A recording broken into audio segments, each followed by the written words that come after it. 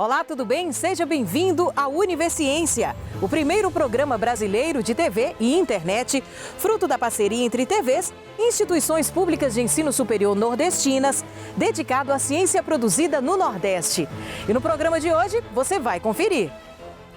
Cientistas da Universidade Federal do Rio Grande do Norte pesquisam materiais ultra-resistentes ao desgaste e ao calor para o uso na indústria. Na Universidade Federal de Sergipe, pesquisadores estão identificando e quantificando a emissão de gases relacionados ao efeito estufa. A Universidade Estadual da Paraíba, em Campina Grande, tem um projeto de construção de um dessalinizador solar com custo de produção inferior ao convencional e que também é capaz de fazer o tratamento da água. E ainda, na Universidade Estadual do Piauí, questões de gênero e representatividade feminina em produtos da indústria cultural, através da análise da banda Mamonas Assassinas e dos quadrinhos da Mulher Maravilha.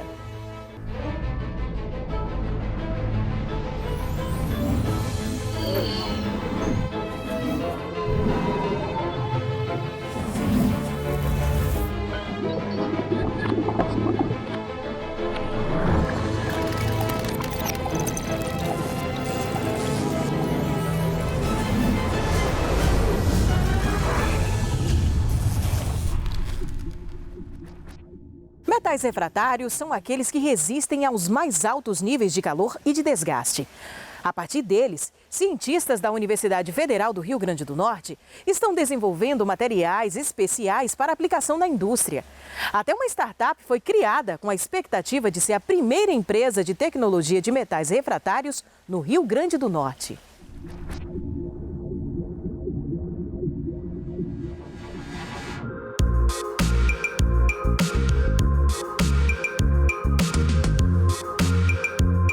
O que seria um metal especial? O que seria uma liga especial? Quando você vai num dentista, né? O dentista tem 1000 brocas para fazer um procedimento, mas você pode ter certeza que ele cuida muito mais das suas brocas diamantadas, das suas brocas com inserto de tungstênio do que das demais. Por quê? Porque esses materiais eles são mais resistentes a alta temperatura, né? Eles têm a capacidade de manter a sua integridade, né, de propriedades em condições que outros materiais não aguentariam, né? Então, essa seria a característica principal desse grupo de materiais que a gente trabalha. Nos smartphones, a gente tem vários componentes eletrônicos com uso de metais refratários. A gente tem os wearables, né, relógio com GPS que tem o uso desses metais refratários. O trabalho com os metais refratários, do qual a professora Camila faz parte, é realizado por um grupo de pesquisadores que integram a rede de pesquisa em materiais avançados, numa junção de laboratórios que desenvolvem estudos no aperfeiçoamento desses metais para aplicação na indústria. Há 30 anos a gente vem trabalhando junto nessa área e agora nesse último período, ganhamos esse projeto de redes em materiais avançados, E essa área nossa que tem trabalhado todo esse período, notadamente os metais refratários, tungstênio, que o Rio Grande do Norte é o maior produtor mineral do Brasil, molibdênio, que também se produz por aqui, não em grande quantidade, mas produz tantalita, columbita, produzido aqui no estado, e são materiais estratégicos, tecnologias várias, o tungstênio na linha forte, que a gente chama metal duro, o tanto no nióbio na linha eletrônica, também nessa linha de materiais especiais, e também as cerâmicas. Nosso trabalho é um trabalho de desenvolvimento, de materiais especiais, objetivando aplicações várias no que a gente chama metal duro, nos carbetes especiais, nos capacitores. E em todo esse tempo a gente desenvolve pesquisas referentes, à síntese desses materiais nanoestruturados. Então, especificamente, meu trabalho era voltado ao estudo cinético, ou seja, o estudo das condições para as quais a gente precisa ajustar as reações de maneira a obter esses materiais com as propriedades que a gente deseja, seja em termos de tamanho, o tamanho nanométrico quer dizer que ele é um 10 a menos 9 do metro, então é realmente muito menor do que um fio de cabelo. Então, esses materiais, nessas condições, eles apresentam propriedades diferenciadas. Então, por isso, o interesse, né, não só do Laboratório de Materiais Nanoestruturados e Reatores Catalíticos, mas também aqui do LMCNE, né, de Materiais Cerâmicos e Metais Especiais, né, em desenvolver essas rotas diferenciadas, para que a gente possa produzir, né, materiais com características realmente superiores às que geralmente se encontram no mercado, né? Os processos tradicionais, eles conseguem produzir esses materiais ou materiais similares com tamanhos bem maiores.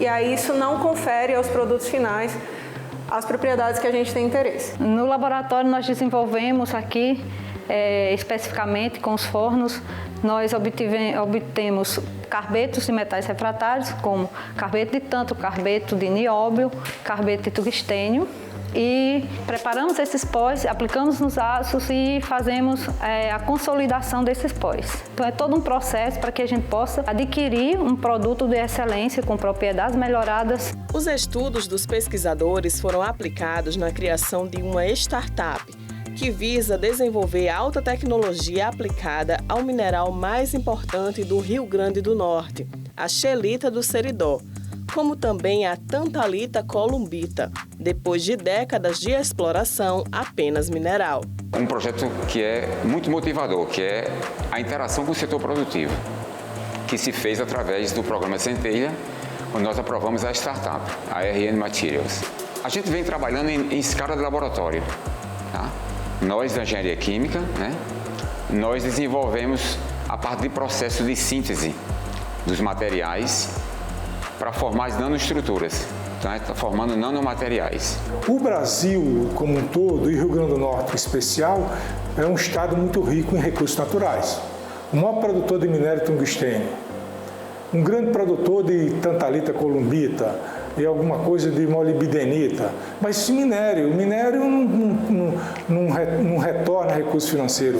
O que agrega valor, o que traz valor é a tecnologia, tá certo? A tecnologia, e essa coisa que a gente tem concentrado, que a gente está começando a fazer, e a gente espera que nossa startup, então, seja a primeira empresa de tecnologia dos metais refratários que começa a mudar essa situação no Rio Grande do Norte, que é vender minério.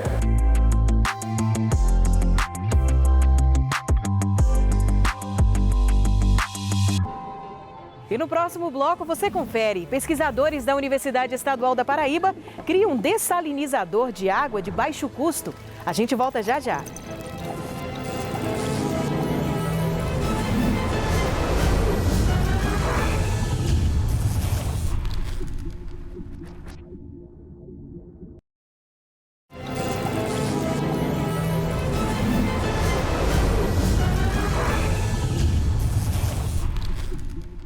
A energia move o mundo, mas a sua produção é apoiada na exploração de recursos naturais, provocando uma série de modificações no ambiente, principalmente por conta da emissão de gases do efeito estufa. De acordo com o Observatório do Clima, no Brasil, a agricultura e a pecuária são as principais fontes de emissão desses gases, que estão sendo identificados e quantificados pela Universidade Federal de Sergipe, a fim de propor medidas para neutralizar os seus efeitos.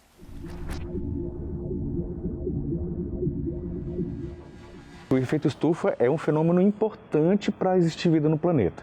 Se não existisse o efeito estufa, a temperatura do planeta ia ser 30 graus a menos do que é atualmente. Isso tornaria o planeta gelado se não fosse o efeito estufa. Então, com o que eu tenho que me preocupar? Com o carregamento da atmosfera com esses tais gases de efeito estufa. Quais são as atividades no Brasil responsáveis pelas emissões de gás de efeito estufa? Eu vou dizer para você que queimadas, desmatamento, a própria atividade agropecuária, porque o boi, por ser um animal ruminante, ele libera muito metano. Nesse desafio de saber assim, propor manejo melhor da produção de alimento, para que esse manejo e ao produzir alimento não seja um responsável por emitir grandes quantidades de gás de efeito estufa, a gente tem que identificar quanto que tem de carbono no ambiente, né? Então essa é uma das coisas que a gente faz no laboratório. Durante o meu mestrado eu trabalhei com isso. Nesses mapas a gente pode ver, no primeiro mapa são estimativas de carbono que já existem em bancos de dados da literatura, e nesse segundo mapa são estoques de carbono gerados aqui no laboratório para áreas de Caatinga.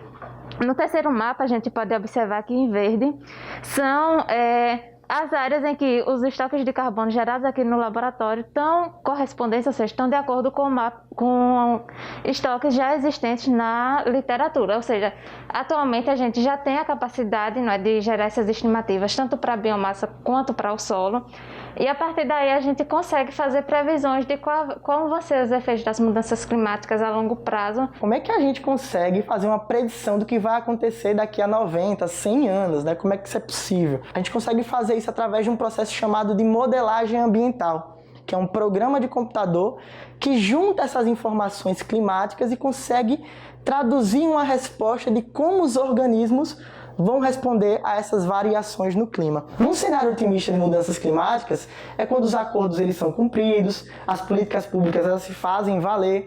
Então, nesse cenário positivo, eu percebo que não ocorre muita variação da temperatura. Porém, se essas políticas públicas, se esses acordos eles não são cumpridos, a gente percebe que as variações de temperatura são maiores. A gente propõe soluções, propõe diferentes tipos de manejo, de forma que, se o manejo for bem elaborado, a gente vai ter algo que a gente chama de sustentável ambientalmente. E a gente propõe diferentes cenários de forma que políticas públicas, né, quando os governos vão tomar decisão a respeito de qual tipo de manejo precisa ser incentivado para sequestrar carbono, a gente pode contribuir com essa solução. O que pode acontecer, se não tomarmos providência, é que, na verdade, já estão acontecendo, nós já estamos passando pelos efeitos das mudanças climáticas. Eu vi umas reportagens recentemente nos noticiários, principalmente do hemisfério norte, então na América do Norte e na Europa, sobre a mortalidade relacionada com ondas de calor. Então essas ondas de calor já estão matando mais do que alagamentos, do que acidentes com raios, acidente com inundação, furacões. Então nós já estamos passando pelos efeitos das mudanças climáticas. E é por isso que a sociedade precisa ser informada a respeito disso, para também fazer parte desse time que quer que os alimentos sejam produzidos, os produtos sejam gerados com a menor emissão possível de gases de efeito estufa.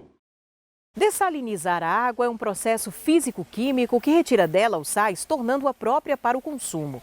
Atualmente, esse processo ainda tem um custo elevado. Mas pesquisadores da Universidade Estadual da Paraíba, em Campina Grande, têm um projeto de um dessalinizador solar com custo de produção inferior ao convencional e que é capaz de fazer tratamento microbiológico da água. O professor Francisco Loureiro explica para a gente um pouco dessa importante tecnologia social. O dessalinizador solar, ele imita a natureza. Então, imita o ciclo hidrológico da água. A água evapora e condensa e cai. Então, a gente simula isso usando uma estrutura de alvenaria e vidro. Então, é uma casinha onde uma água salgada é colocada, em diferentes níveis de salinidade, dependendo do poço. Ela acaba chegando dentro do equipamento em níveis bem superiores à salinidade do mar, mas ela evapora e o sal não evapora naturalmente. Ela bate no vidro e condensa. E do vidro ela escorre, cai nas canaletas e essa água ela sai completamente livre de sais, ou com a quantidade mínima de sais. E como a temperatura no interior do equipamento chega a mais de 70 graus Celsius, na época mais quente do dia, também os micro-organismos eles morrem todos. Então, além de ser um tratamento para retirar os sais, é também um tratamento bacteriológico e microbiológico, vamos dizer assim. Nem vírus, nem bactérias vão escapar aquelas temperaturas altas ali dentro daquele processo, e também no processo de evaporação e condensação. Então, é a partir desse gradiente de temperatura Interessante é que mesmo à noite existe um processo de produção de água. O equipamento não para de produzir 24 horas por dia. Porque à noite também vai ter uma diferença de gradiente. A água vai estar quente e o vidro vai estar frio. E aí, por esse gradiente de temperatura, a água evapora, bate no vidro, vai para as canaletas e é conduzido para um recipiente para ser distribuído com a qualidade de água idêntica a uma água mineral, uma água de melhor qualidade. Essa água ela precisa ser remineralizada, mas algo muito simples, que o simples fato de você colocar num jarro de barro, o próprio barro remineraliza a água. Porque a quantidade é mínima, são 30 miligramas o mínimo. O dessalinizador é feito a partir de placas pré-moldadas, porque é a maneira mais barata e mais rápida de se construir, né? A gente não tem custo de manutenção, é um custo baixo, né? Que o mais caro vai ser o vidro. A gente faz normalmente no sistema de mutirão.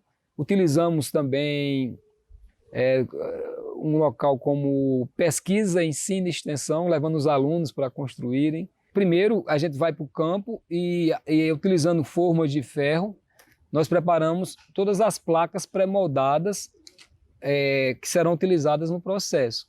As laterais e as frontais, né?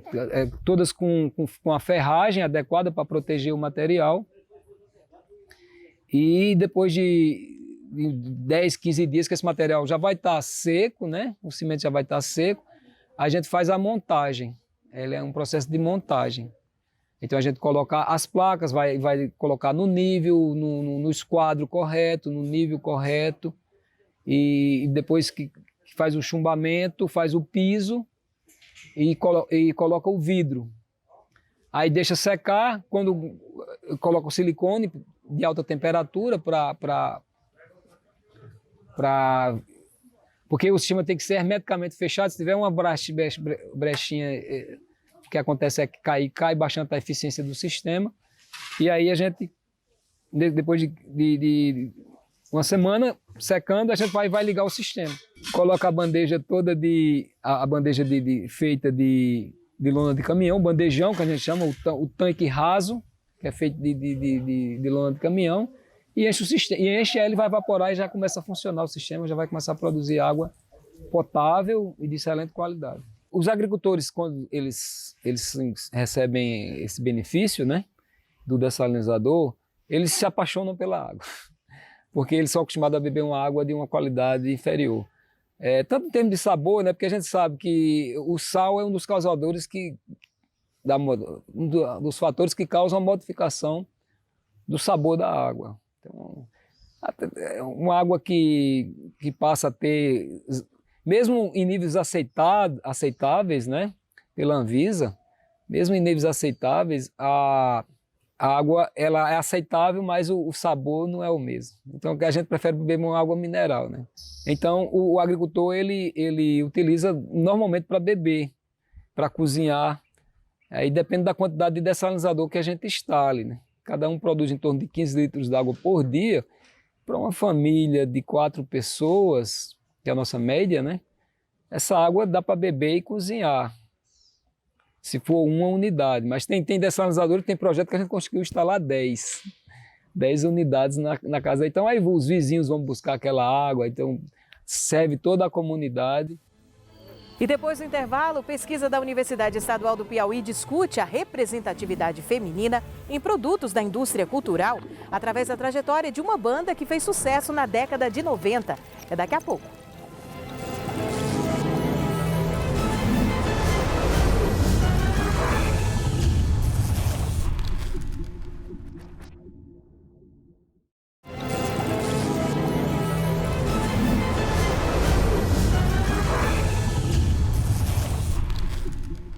A trajetória rápida, mas intensa da banda Mamonas Assassinas, sua relação com as composições e a sociedade da época.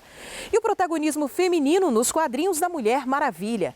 Estes foram os objetos de uma pesquisa da Universidade Estadual do Piauí, que discute questões de gênero e também representatividade feminina em produtos da indústria cultural. Vamos conferir?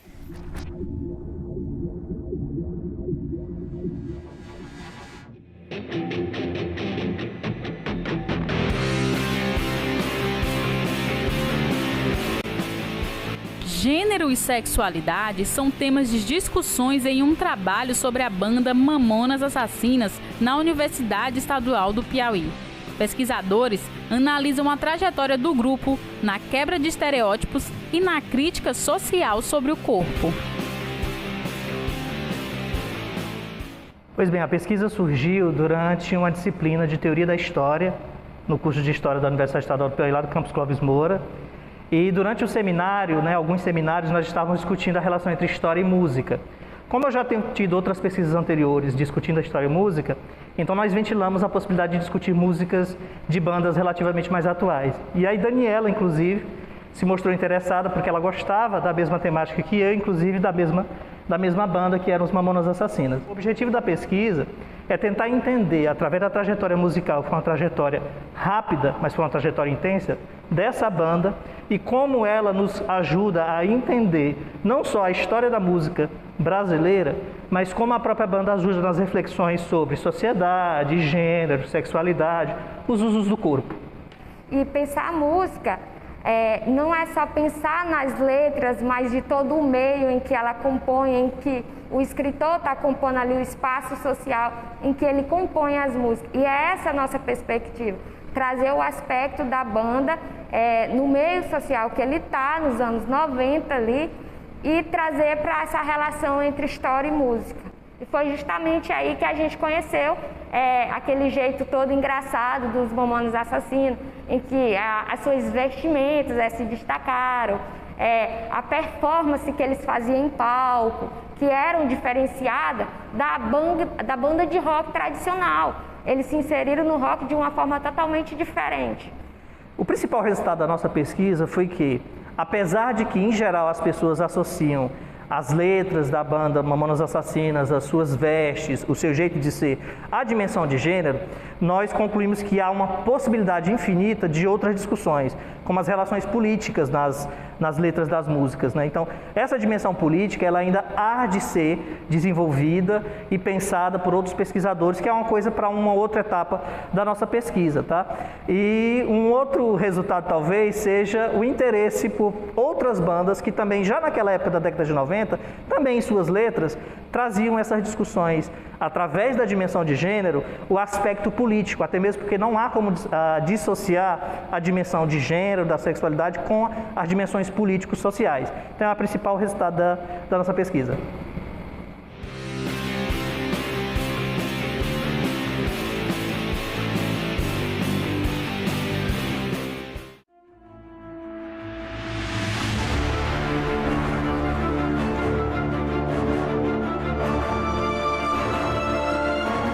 O protagonismo feminino também é apresentado em uma pesquisa sobre a Mulher Maravilha.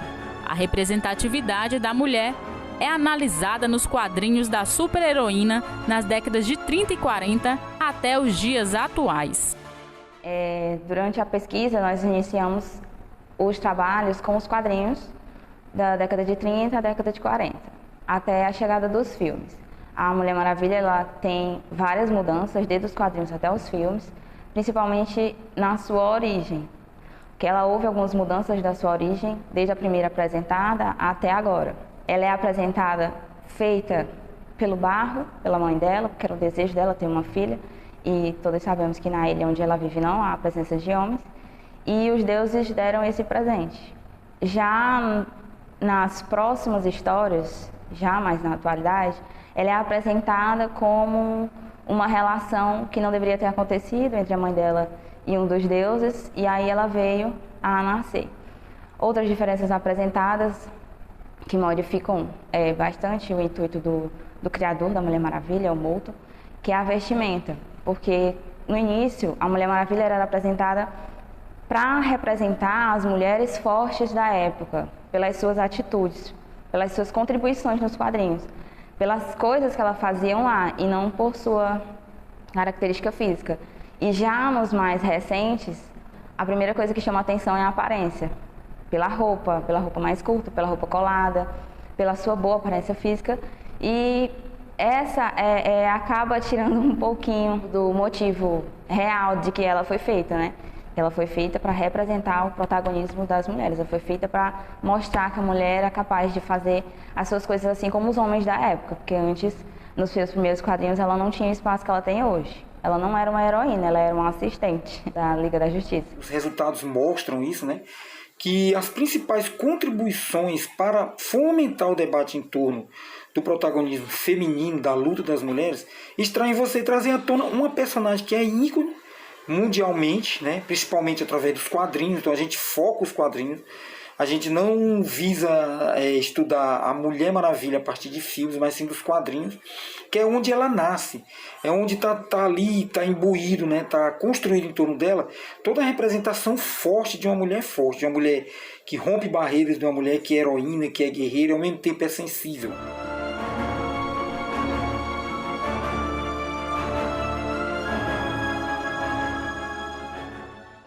O Universiência de hoje vai ficando por aqui. A gente agradece a sua companhia e se encontra no próximo programa. Tchau, tchau e até lá!